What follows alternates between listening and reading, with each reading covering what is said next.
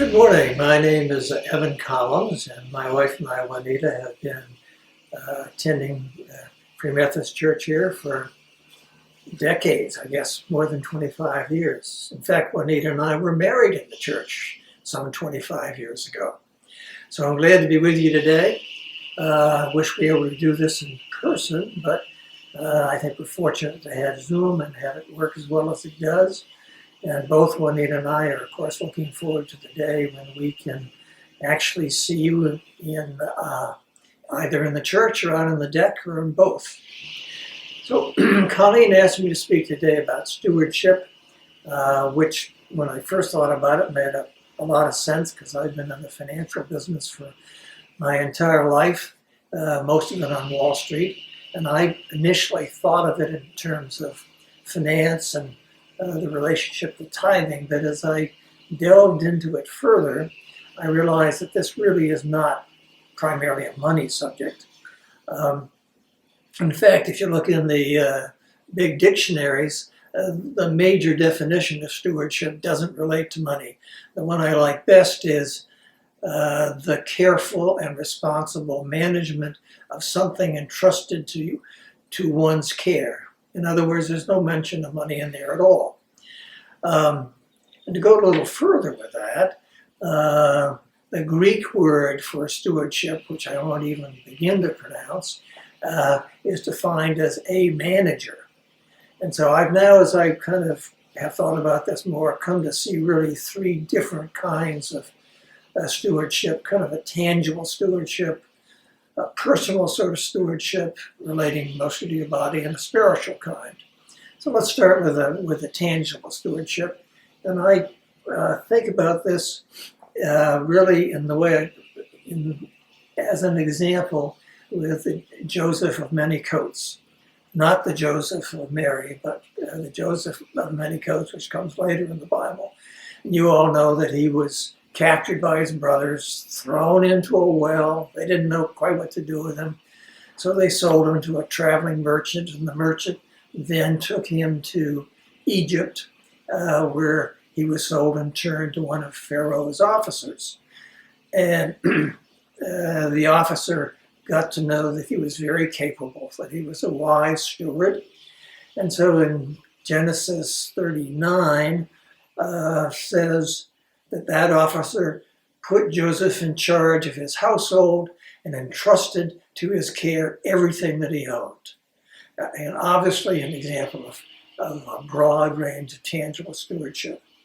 There are other more specialized kinds of tangible stewardship. In Genesis 1 and 2, for example, have the Lord saying to us, "Let us make man and let them rule over all the earth and all the creatures upon it."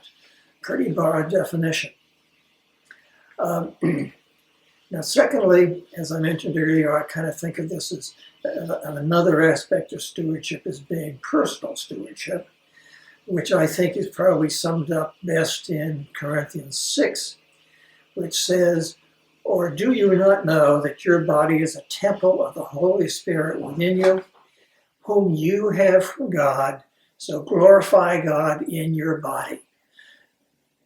I would kind of, in a modern sense, say that means take care of yourself so that you're able to do a better job for the Lord on all the aspects of which He will call upon you. And then finally, as I mentioned before, there's spiritual stewardship. Think of Corinthians 4. This is how one should regard us, as servants of Christ and stewards of the secret things of God. Now, just a little aside here, I think that we all have, or better put it, that God has plans for all of us in terms of how to best use the strengths that we provided in His service. A personal example of this, of which I'm not incredibly proud, is that more than a decade ago, Denny Wayman's dad came to Juanita and myself and asked us if we would do a project for the church, which happened to be setting up a foundation. And we were getting close to retirement. We knew exactly what we wanted to do, which was not go to Oklahoma City where the foundation was, but to do the usual things of traveling and meeting with friends. And so we quickly said, no, we're not going to do that. And he was very gently persistent. And finally, we went to Oklahoma to see what was the nature of the project. And it was very clear to us that the Lord wanted us to do this.